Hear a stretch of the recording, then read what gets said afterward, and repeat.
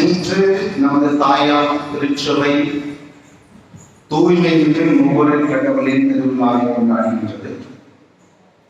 அதே நேரத்தில் நாம் இன்று நமது அற்புத அன்னை நமது ஊரின் பாதுகாவலருடைய திருவிழாவை திருப்பவனியுடன் என்று கொண்டாடினோம். அதனோடு சேர்ந்து நமது 4 பிள்ளைகள் இன்று இறைவன் இயேசுவை முதல் முறையாக உட்கொள்ள இருக்கின்றார்கள். வாருங்கள், நாம் அற்புத அன்னை திருவிழாவை கொண்டாட இருக்கின்ற நாம் அற்புத அன்னையை பற்றி நாம் ஒரு சிலவற்றை தெரிந்து கொள்வது நல்லது என்று நினைக்கின்றேன். நம்ம ஊருக்கு அற்புதாபுரம் என்று சொல்கின்றார்கள். அற்புதம் என்றால் என்ன? அற்புதம் என்றால் என்ன? அன்பின் அடையாளம் அற்புதமா? அன்பின் அடையாளம் ஓவரம் ஏதாச்சும் புக்குன்னு சொல்லுவாங்க. நீங்க என்னன்னாக்க அன்பின் அடையாளம் அற்புதமா? அல்ல. அற்புதம் என்றால் என்ன? அதிசயம் என்றால் என்ன? நம்ம பாட உள்ள ஒரு பாட்டு, அந்த 2 லைன் பாடுங்களேன்.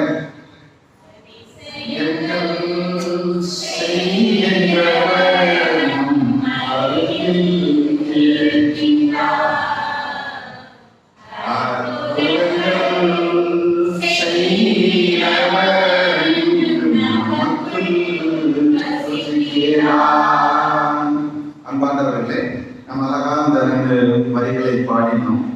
அற்புதம் என்றால் என்பதற்கு அன்பின் அடையாளம் என்றார்கள். அது அன்பின் அடையாளம் என்று கொண்டு எடுத்துக்கொள்ளலாம். ஆனால் அன்பின் அடையாளம் எவ்வாறு வெளிப்படுத்தப்படுகின்றது என்பதை நாம் தெரிந்து கொள்ள வேண்டும். அதாவது நாம் இயற்கையோடு எதெல்லாம் செய்யப்படுகின்றதோ, இப்போ ஒரு கண்ணு ஒரு இடத்துல வைக்கிறோம், அது வளருது, அது தக்க நேரத்தில் பழங்கள் தருகின்றது என்றால் அது இயற்கையின் முறைப்படி நடக்கின்றது. ஆனால் வைத்த உடனே அந்த கண்ணு உடனே பழம் தருகின்றது என்றால் அது அதிசயம். இயற்கைக்கு மாறுபட்ட ஒன்று. நம்ம டாக்டர்கிட்ட போறோம், டாக்டர் கை வச்சுட்டாரு, இந்த நோயை குணப்படுத்த முடியாது, நீங்க வீட்டுக்கு கூட்டிட்டு போயிடலாம் அப்படின்னு சொன்ன பிற்பாடு ஒரு புற்றுநோயோ இல்லை வேற ஏதோ நோயை இருக்கும்போது அவங்க வீட்டுக்கு கூட்டிட்டு வரோம். கூட்டிட்டு வந்த பிற்பாடு நம்ம திடீர்னு அவங்கள்ட்ட ஒரு மாற்றத்தை காண்கின்றோம். அந்த நோய்கள் மீண்டும் டாக்டர் போய் செக்அப் பண்ணும்போது டாக்டர் சொல்லியிருந்தார் அந்த நோய் இல்லை அப்படிங்கும்போது அதை அதிசயம் என்று சொல்லுவோம், அற்புதம் என்று சொல்லுவோம். இந்த அதிசயமும் அற்புதமும் அன்னை மரியாதைக்கு அற்புத தாய் என்று எவ்வாறு பெயர் வழங்கப்பட்டது என்பதை நாம் ஓரளவுக்கு தெரிந்து கொள்ள வேண்டும். ஒரு 2-3 நிமிடங்கள் அதை பற்றி தெரிந்து கொண்டோம் என்றால் அன்னை மரியாதை எவ்வாறு நமக்கு அற்புத தாய் என்பதை நாம் புரிந்து கொள்ள வேண்டும். ஏனென்றால் நாம் அற்புதாபுரத்தில் வாழ்ந்து கொண்டு அற்புத அன்னையை பாதுகாவலராக வைத்துக் கொண்டு இருக்கின்றோம். அற்புதம் என்றால் நமது இயற்கையின் சட்டத்திட்டங்களுக்கு எதிராக எது செயல்படுகின்றதோ, எது நடக்கின்றதோ அது அற்புதம், அதிசயம். அந்த அதிசயம் அன்னை மரியாதைக்கு எவ்வாறு நடந்தது, அதன் பிற்பாடு அன்னை மரியாதை நமது வாழ்க்கையில் எவ்வாறு அற்புதங்கள் செய்தார் என்பதை செய்து கொண்டு வருகிறார் என்பதை நாம் அறிய வேண்டும். அன்னை மரியாதையிடம் கபிரியல் தூதர் காட்சி அளித்து நீங்கள் ஒரு குழந்தையை பெற்றெடுப்பீர் என்று சொல்லும் பொழுது அன்னை மரியாதை அவரிடம் ஒரு கேள்வியை எழுப்பினார். நேற்று கூட பாதம் சொன்னாங்க, கேள்வியை எழுப்பினாங்க, இது எவ்வாறு நடக்கும் என்று. அவர்களுக்கு கொடுக்கப்பட்டிருப்பதில் பரிசுத்த ஆவி உன்னிடம் நிலையிடுவார். ஏன் நிலையிடுவார்? பரிசுத்த ஆவி அன்னை மரியாதையிடம் நிலைத்த போது அவள் கன்னியாக இருக்கும், அவள் கற்பரிப்பாள், அவர் ஒரு பிள்ளையை பெற்றெடுப்பார் என்று சொல்லப்படுகின்றது. ஏனென்றால் கற்பு உருவாக்குவதற்கு ஒரு ஆணும் பெண்ணும் சேர வேண்டும் என்பது இயற்கையின் சட்டத்திட்டங்கள். அந்த இயற்கையின் சட்டத்திட்டத்தை எதிராக அன்னை மரியாதை தன்னுடைய வாழ்க்கையில் ஒரு அற்புதத்தை காண்கின்றார். அந்த அற்புதத்தை கண்டதன் காரணமாக அவர்கள் இயேசு கானாவூர் கல்யாணத்தில் இருக்கின்றார். அங்கே அன்னை மரியாள் அங்கே ரசம் தீர்வு என்பதை காண்கின்ற பொழுது அவர் அன்னை மரியாள் தனது மகனை நோக்கி தேடி செல்கின்றார். அங்கே போய் என்ன சொல்றார்? ரசம் தீர்ந்திருக்கிறது என்று சொல்லும் பொழுது இயேசுநாதர் ஒரு வார்த்தையை சொல்லுவார், அம்மா இது உனக்கும் எனக்கும் என்ன பிரச்சனை, இதை விட்டு விடுங்களேன், இது அந்த குடும்பத்தை சார்ந்தவர்களுடைய பிரச்சனை என்று இயேசு அவருக்கு மறுமொழியாக சொல்லுவார். ஆனால் அன்னை மரியாள் அங்க இருந்த வேலையாட்களை நோக்கி சொல்வார், அவர் சொல்வதை எல்லாம் செய்யுங்கள் என்று சொல்வார். உடனே இயேசு அவர்களை என்ன செய்ய சொல்வார்? இயேசு என்ன செய்ய சொல்வார்? அங்க பக்கத்தில் இருந்த காடிகளில் என்ன நிரப்ப சொல்வார்? தண்ணீரை நிரப்ப சொல்வார். அந்த தண்ணீரை இயேசு என்னவாக மாற்றுகின்றார்? ரசமாக மாற்றுகின்றார். அங்கே அற்புதம் நடக்கின்றது.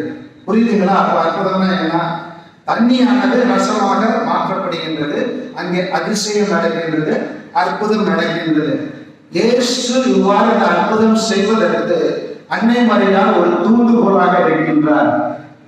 ஏன் தூண்டுகோலாக இருக்கின்றார் என்றால், அன்னை மரியாளுக்கு புரிகின்றது, நான் கணவனை அறியாமல் கணவனிடம் உறவு கொள்ளாமலேயே எனக்கு ஒரு குழந்தை பிறந்தது. அது அதிசயம்.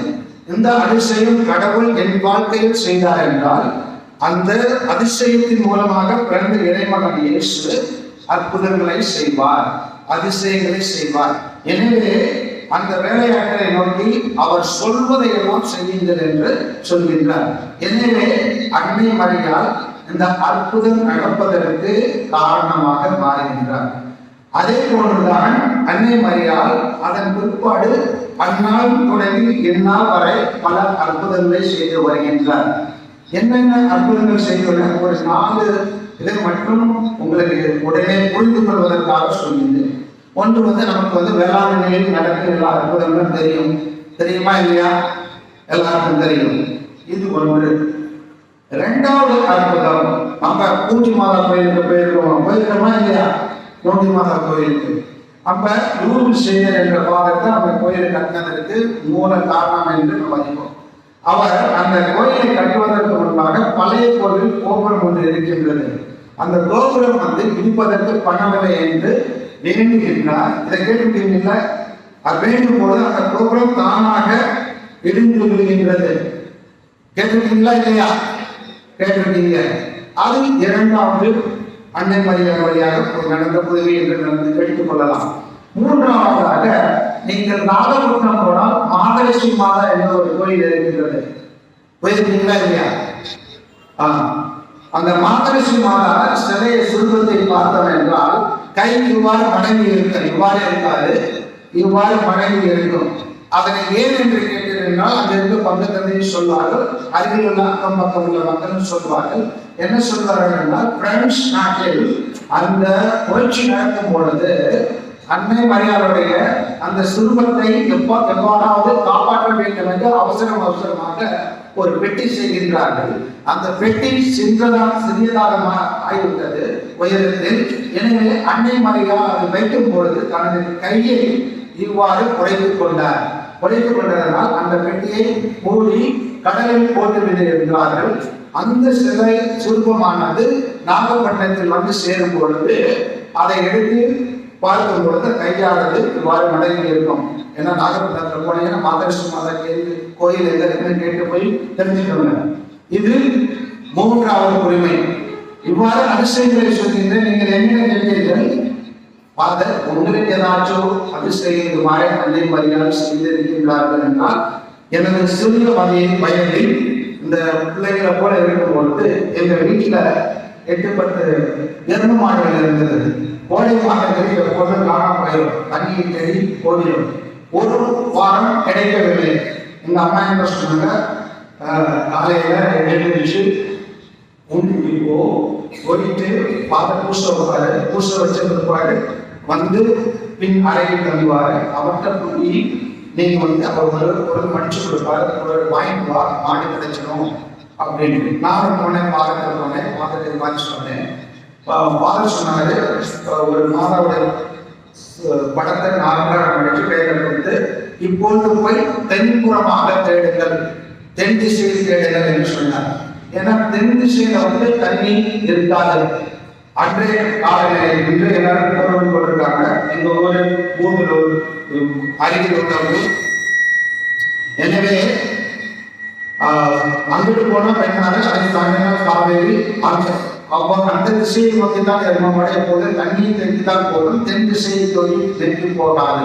ஆனால் குருவானவர் சொன்னால் நீங்கள் போய் தென் திசையை தேடினீர்கள் என்றால் உங்கள் மாடு கிடைக்கும் என்று அவர் சொன்னார். அதே போன்று அன்றைக்கு சென்று நாங்கள் தேடினோம்.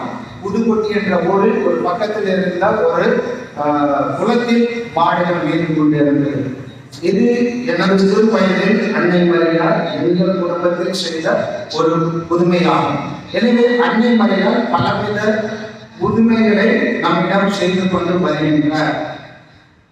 இந்த புதுமையின் மூலமாக நாம் என்ன கற்றுக்கொள்ள வேண்டும் என்றால், நமது வாழ்க்கையில் இப்போது நாம் பாடினோம், அதிசயங்கள் செய்கின்றவர் நம் அருகில் இருக்கிறார், நம் உள்ளில் இருக்கிறார்.